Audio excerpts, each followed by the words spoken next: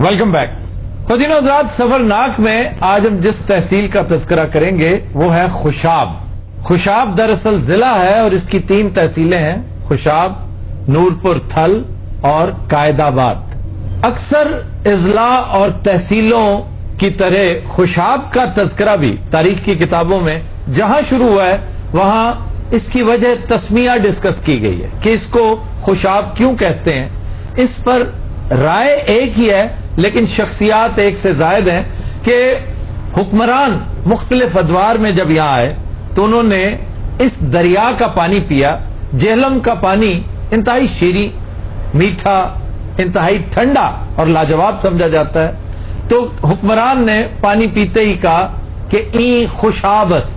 مورخین کی اکثریت جن 2 حکمرانوں کا تذکرہ اس روایت کے حوالے سے کرتی ہے ان میں ایک اکبر ہے اور دوسرا شیر شاہ سوری. این خوشاب است جس طرح تو کہہ رہے ہیں نا، لگتا انہوں نے کہا نہیں سی، انہوں نے نکل گیا.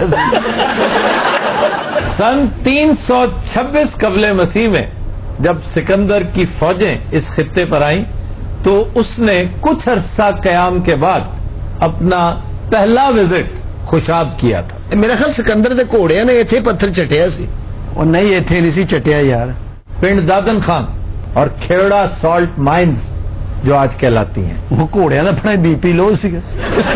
وہ اپنے خیمے سے دیکھ رہا تھا کہ گھوڑے کس رغبت سے پتھر چاٹتے چلے جا رہے ہیں. اس کا پتھر تھوڑا سا توڑ کے میرے پاس لے کے آؤ. پتھر دیکھا، اس نے کہا یہ تو نمک ہے. انہوں نے پھر گھوڑے نو پرائڈ آف پرفارمنس دیتا. تحصیل خوشاب کی سطح ناہموار ہے، کہیں پہاڑ ہیں، چٹیل میدان بھی ہیں اور سنگلاخ چٹانیں بھی ہیں. پھر نورپور تھل کا علاقہ باقاعدہ صحرا کا منظر پیش کرتا ہے. خوشاب کے علاقوں میں کدی ایک مخصوص علاقہ ہے. کدی بھی کہتے ہیں، ہمارے علاقے میں سے کندی کہتے ہیں. یہ کند سے نکلا ہے اور یہ دریا کے کنارے کو کہا جاتا ہے.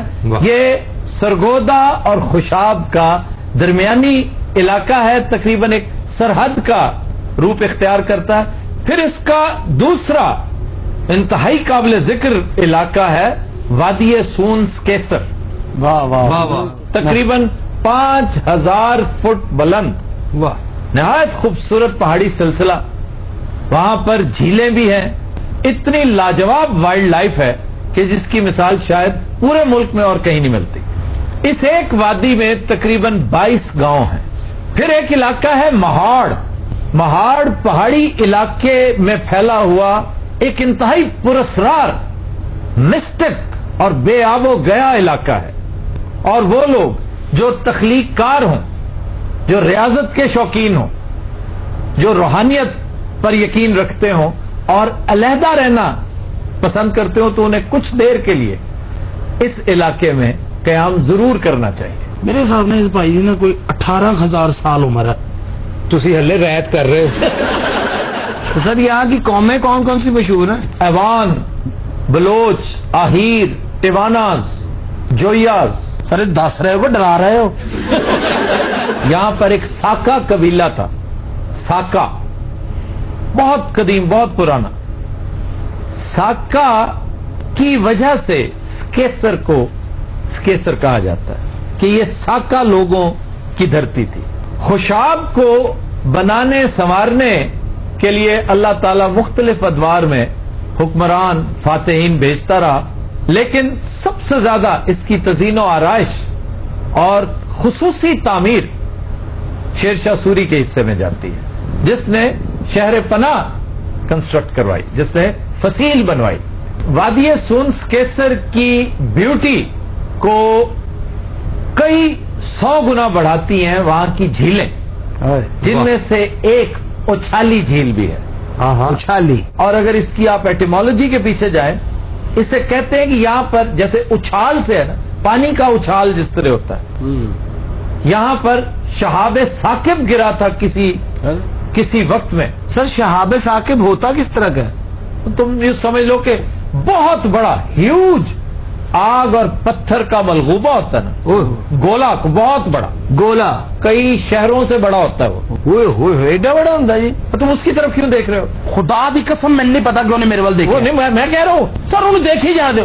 تھوڑی یہ چگل خوری والی عادت جانی نہیں. اچھالی جھیل وہ ہے جس پر سائبیرین برڈز بڑی باقاعدگی سے آتے ہیں. تو سر شکار بھی یہاں پہ بہت ہوتا ہے. اگر آپ زمینی شکار دیکھیں تو اڑیال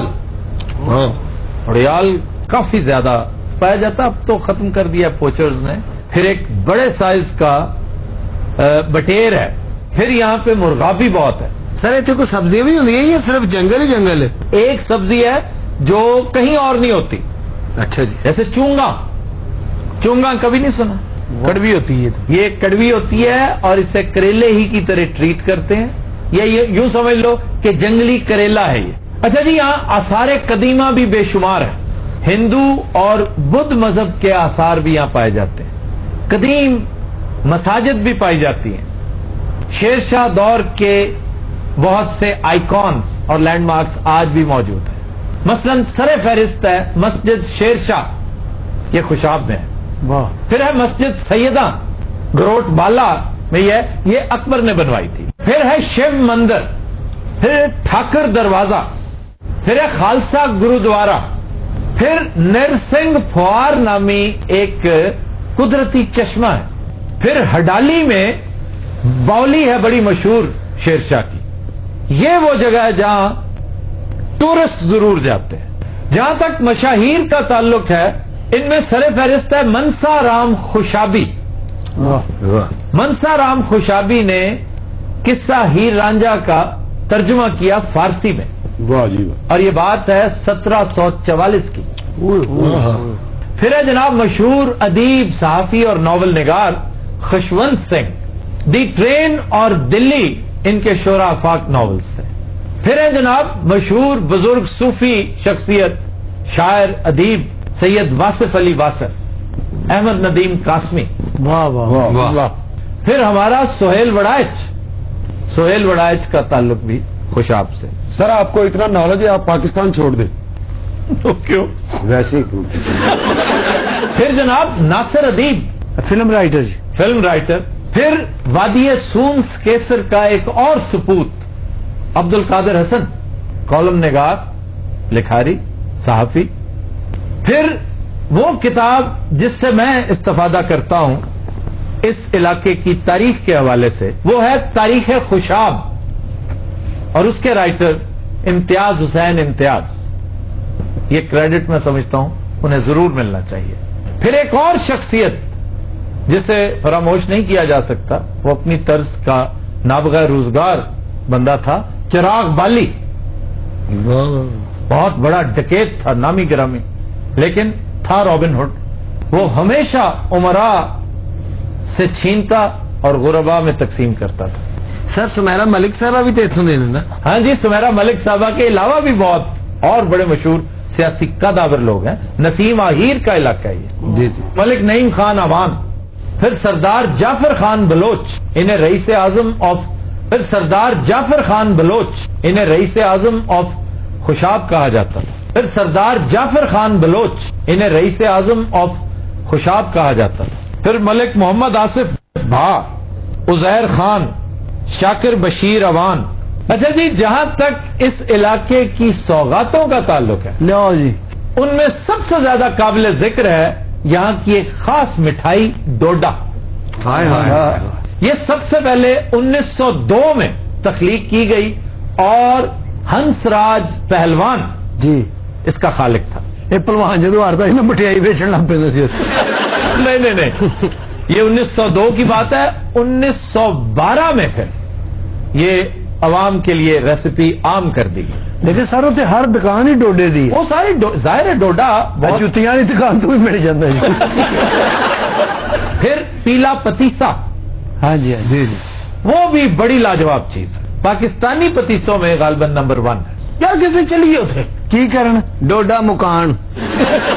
یہ زیادہ سے زیادہ اگر بہت اسے بھوک بھی لگی ہو نا تو یہ کوئی تقریباً 2 من کھا سکتا ہے سر. یار 2 کلو کی بات کر رہا ہوں. ادھے گھنٹے 2 من کھا. اچھا تھی ایڈے 2 دے پاؤز کیوں دیتا؟ اچھا آڑو صاحب تھی واقعی بڑی گئے اتنے؟ یار میں اللہ کی قسم نہیں کھاتا. میں کسی دن جاواں گا، میں لازمی کھاواں. ਤੁਸੀਂ ਉੱਥੇ ਲਾਰੀ ਅੱਡੇ ਉਤਰਨਾ ਜੀ, ਉਤਰ ਕੇ ਲਾਰੀ ਧੋਣੀ ਹੈ, ਬਲਕਿ ਇੱਕ ਦੋ ਨਾਲ ਹੋਰ ਖਲੋਤੀ ਹੋਣਗੀਆਂ ਉਹ ਵੀ ਧੋਣੀਆਂ ਨੇ। ਉਸ ਤੋਂ ਬਾਅਦ ਹੱਥ ਜੋੜ ਕੇ ਉਹਨਾਂ ਡਰਾਈਵਰਾਂ ਦੇ ਧਰਨੇ ਕਰਨੇ ਨੇ। ਉਹ ਤੈਨੂੰ ਦੇਣਗੇ 100 ਰੁਪਇਆ, ਉਹਨਾਂ ਤੋਂ ਡੋਡਾ ਖਾਣਾ।